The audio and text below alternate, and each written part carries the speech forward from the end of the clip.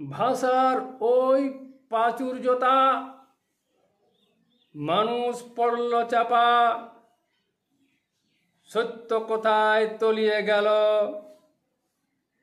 চরিত্রের গুণাবলী। বুলি আজ গলি গলি, চরিত্র আজ গোটায় খালি,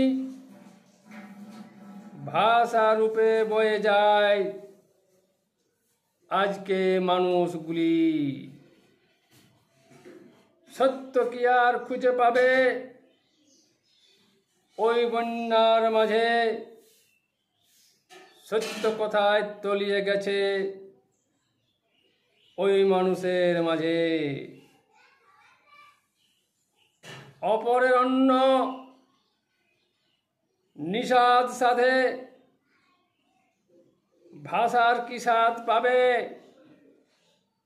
অসাধ আজ মানুষ জীবন নিজ সাধ হতে।